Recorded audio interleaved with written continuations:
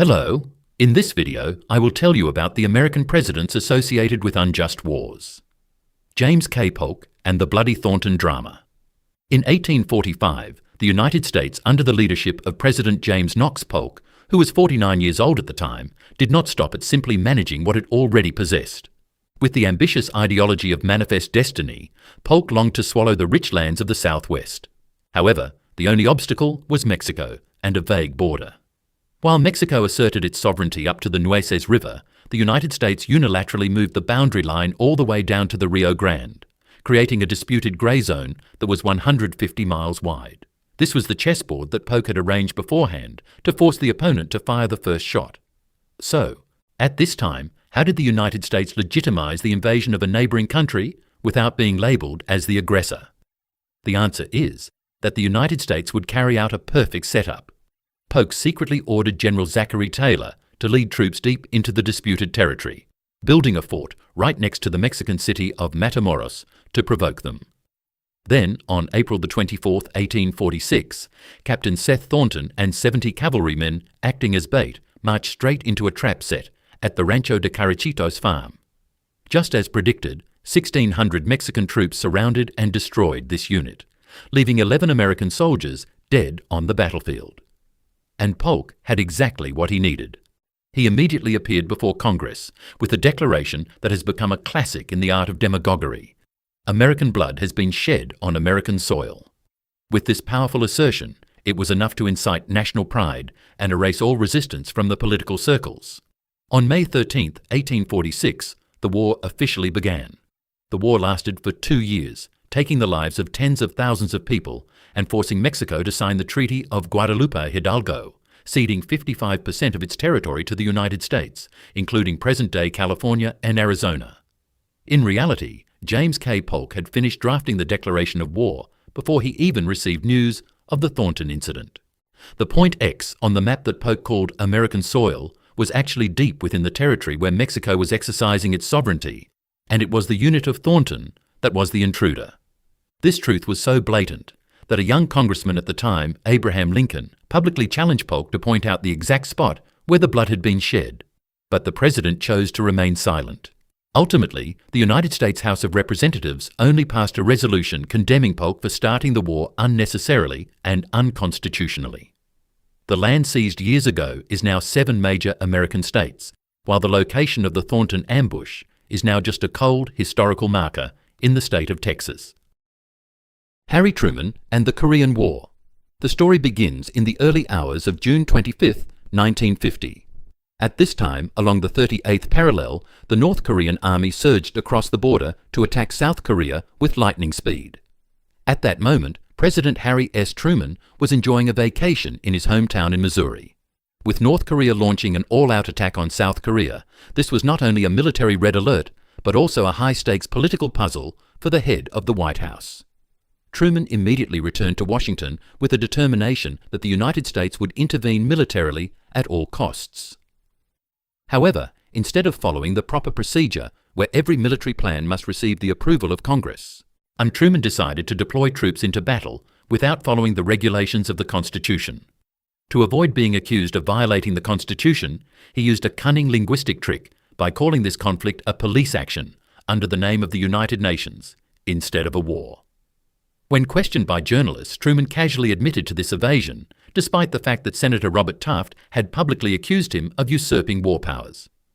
This legal ambiguity allowed Truman to push the United States into a terrible war of attrition without the consent of the people through their representatives in Congress. The war quickly escalated into a full-scale conflict after China sent hundreds of thousands of troops into the fight starting in October 1950.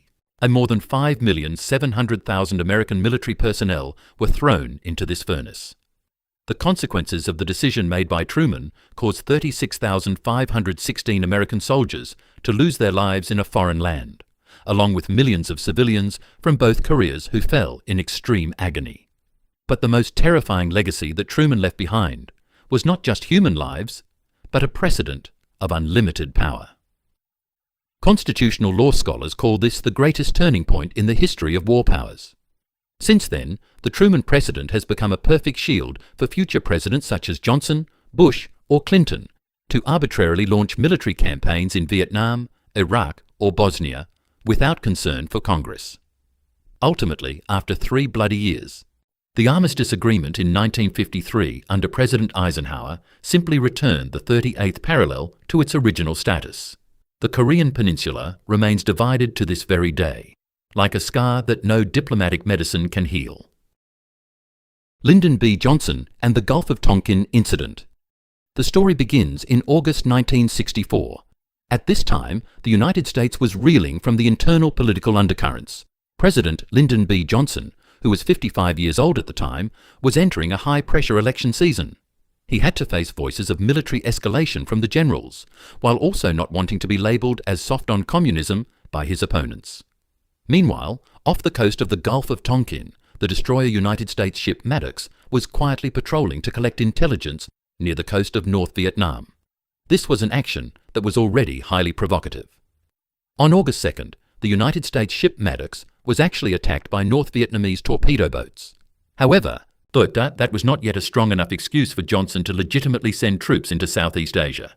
And then 2 days later, on the night of August 4th, in stormy rain conditions and extremely poor visibility, the crew reported a second wave of attacks. In reality, immediately after that, Captain John Herrick cabled Washington stating that it was very likely no attack had occurred at all, and that the sonar signals were merely illusions caused by bad weather.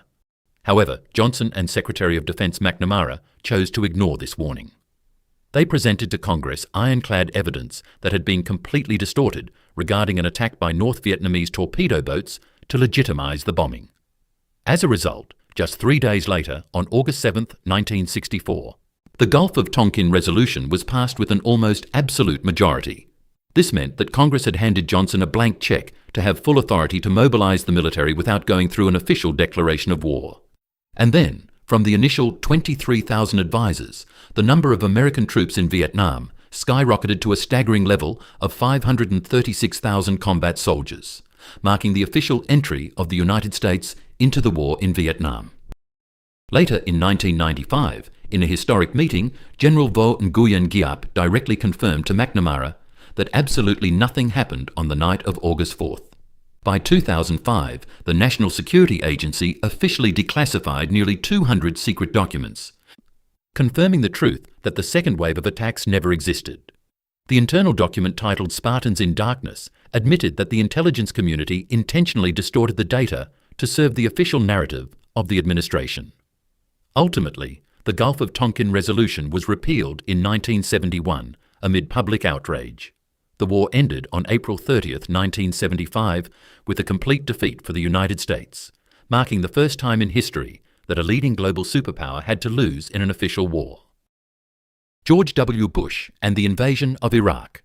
On February 5, 2003, the world witnessed one of the most dramatic moments in modern diplomatic history at the United Nations headquarters. At this time, Secretary of State Colin Powell, the most prestigious person in the American administration then, appeared before the United Nations Security Council. He held in his hand a small vial that he claimed contained the nerve agent anthrax, combined with satellite photos and audio recordings to prove Iraq was possessing weapons of mass destruction. President George W. Bush at that time continuously spread fear as he asserted that the regime of Saddam Hussein was an immediate threat to the security of the United States. And then he relied on this reason to launch a lightning war into Iraq. On March 20, 2003, the United States military surged into Iraq in a campaign called Shock and Awe. The regime of Saddam Hussein collapsed after only a few weeks of fighting.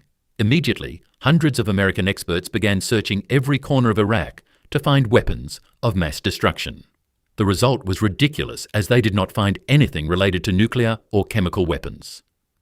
In 2004, the weapons inspection team leader, David Kay, resigned and declared that no stockpiles exist. Colin Powell later also bitterly called the speech at the United Nations a permanent blot on his career.